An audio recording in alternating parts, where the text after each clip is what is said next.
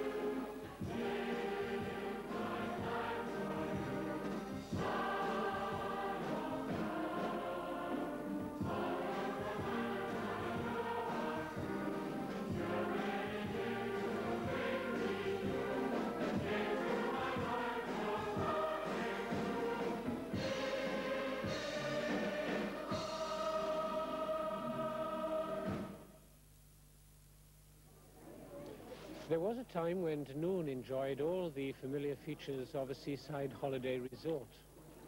Pouring out of Glasgow and the other industrial towns of the western coast of Scotland, families would enjoy the beach and the sea around Dunoon. Today, however, the attraction is different. Now it's the solitude of the loch and the splendor of the hills and the sheer enjoyment of nature. And what better setting could we possibly have for our next hymn by John Henry Newman? Praise to the holiest in the height and in the depth be praise, in all his works most wonderful, most sure in all his ways.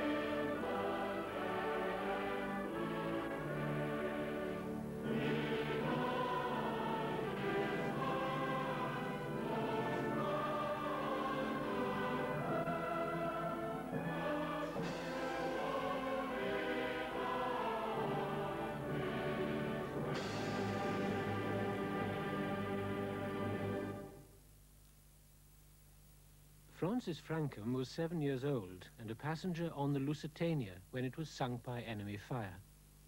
Well, it happened on the 7th of May, 1915, when the liner was off the south coast of Ireland on its way to Liverpool.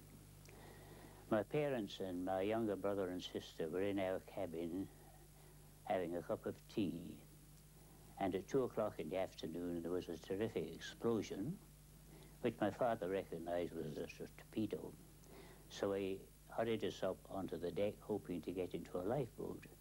We got to the stern of the liner, and he put us in a lifeboat there, hoping that it would float off as the liner went down. But as it took its final plunge, the lifeboat went under with the liner. My father clung to my mother, hoping to save her, was sucked down, and ultimately had to swim to the surface. And in some wonderful way, I found myself in or on a lifeboat in the sunshine. I drifted about during the afternoon until rescue ships came near. I was taken on board a rescue ship, and later in the evening taken ashore at Queenstown. Next morning, my father, who had been rescued independently, found me. We were reunited. Then he went round the hospitals and mortuaries to see if there was any word of my mother and younger brother and sister, but no trace of them were found, and they were lost at sea. A few days afterwards, we got word about a trunk being washed ashore off the south coast of Ireland. I also have my father's watch that stopped at 20 minutes past 2 when he entered the water. From the time of the torpedo striking until it had disappeared beneath the waves was just 20 minutes. And my choice of him was "Dear Lord and Father of Mankind." A lovely hymn, something serene about the tune as well as the words. Drop thy still dews of quietness until our wandering cease. A beautiful hymn.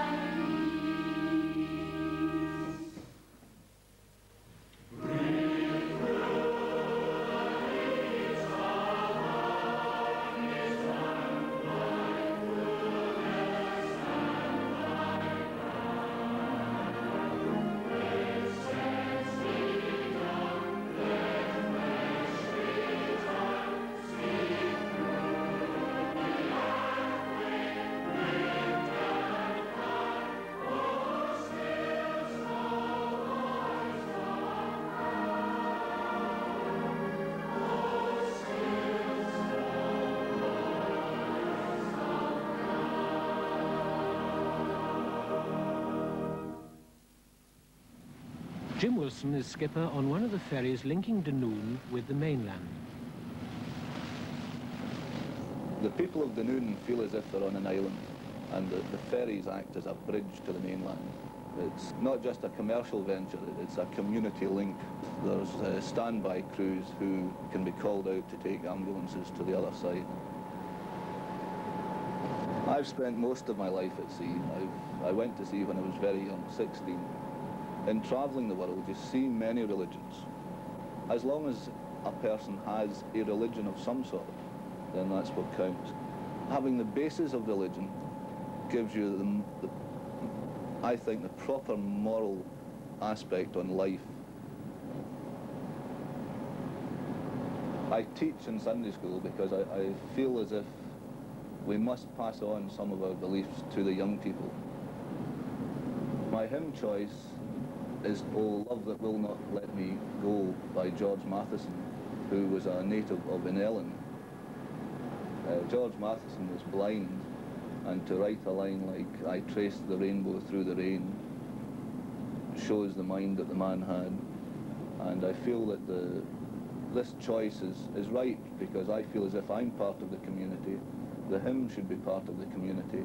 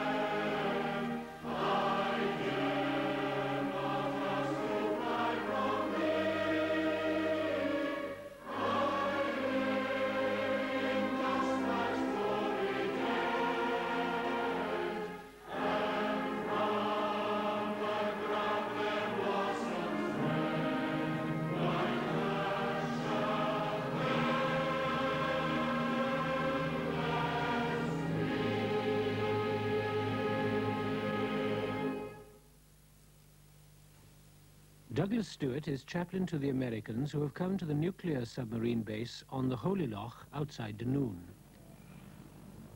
Now, the nature of the problems that you have to deal with here, tell me about them.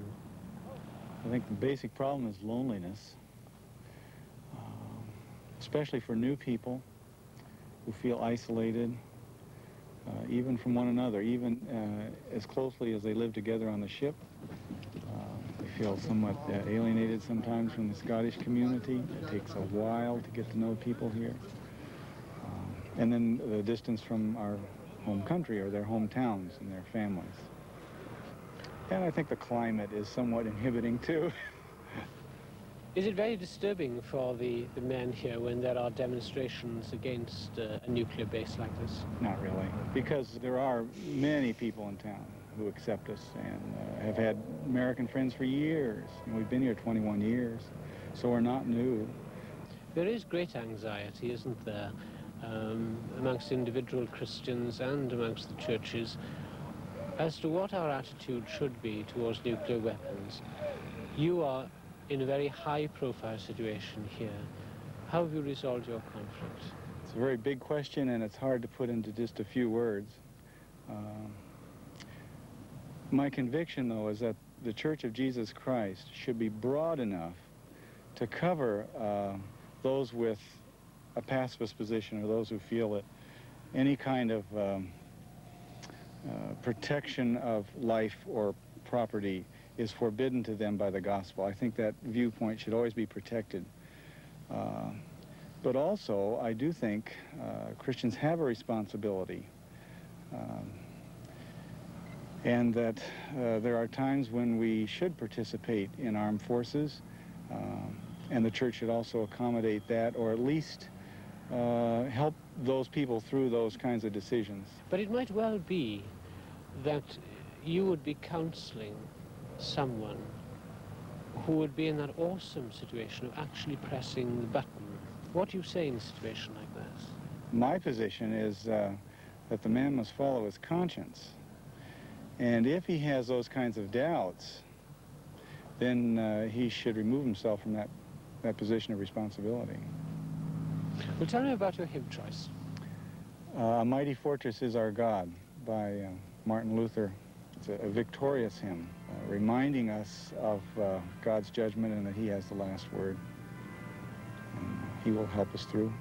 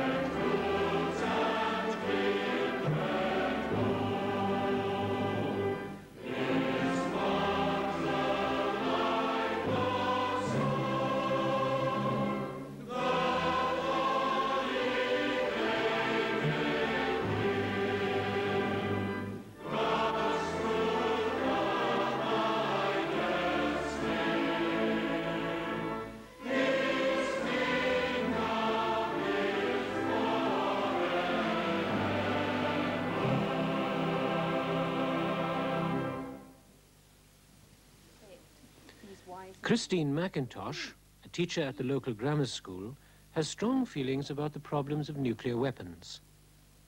I teach in the local school, and I teach mostly first-year children who are 12 and 13. And I'm trying to teach them for a future, and I'm worried, concerned that they won't have a future if the world doesn't come to its senses and stop rushing headlong towards annihilation, as I see it. I had 2 children of my own, and I was very much concerned with them, and I realized that every morning I was looking out and seeing submarines passing. They represented death, and my family represented life. I really feel very strongly that this is where women have a different angle, perhaps, from men, because women do create life and are very much concerned with the creation and maintenance and nurture of life. Do you feel that the Church identifies itself with the cause that you're espousing sufficiently? Well, I feel that it is beginning to. I feel that in my own church we took a very definite stand when we initiated a project called Peacemaking in a Nuclear Age, with which I have been identified. And we have tried very hard to come to terms with other aspects of belief in this and to discuss what different people working in the services and also in the church have to say about it. And we've tried to build bridges, which is seen as very important by the Scottish Episcopal Church. Tell us about your hymn choice. It seems to me at the beginning, Let All Mortal Flesh Keep Silence, it encapsulates the very stillness that the individual needs to achieve for communion with God. And then later on, the imagery is so splendid, the words describing the coming of Christ to earth in splendour, and the alleluias that we would all sing when that happens.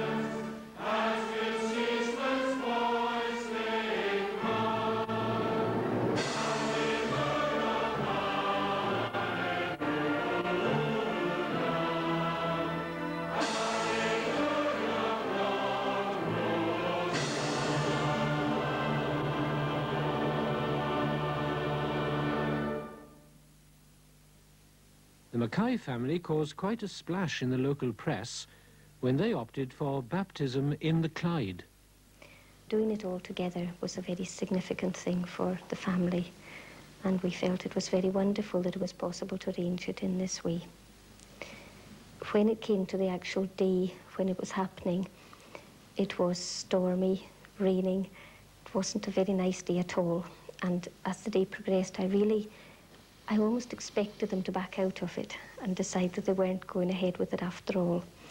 And it was with a feeling of real amazement and gratitude to God for what he'd done when we actually saw them stand there and testify to their ongoing commitment and watched them being baptized one by one. Andrew, what is the outstanding memory for you of that day? I had a sort of electric atmosphere while it was all happening. You felt really happy after it. It was really good. Neil, wherever did you get the idea from that you wanted to have total immersion? Well, I think it was just that it was a more meaningful expression of my faith than being sprinkled in the church. Well, you certainly chose a delightful place to be baptized. Why is this place specifically? Because I found the natural setting with the deep water and the surroundings were very suitable for the baptism. Tell me, in your own mind, John, what were you doing when you were actually being baptized? How important, how central was that for you as a Christian? Well, of course, baptism is the centre of Christian faith. It's the symbol that all your old sins been washed out of you and you're taking on your new life. And I was baptized to show to myself that I really did believe it. I've been growing in my faith since I was 4 years old, so the baptism was just another step in that. We have chosen the hymn, I Cannot Tell Why He Whom Angels Worship Should Set His Heart Upon the Sons of Men, because we feel that it sums up in a very simple way two things: our doubts, which are real, but our assurance of faith, and the hymn states it so clearly.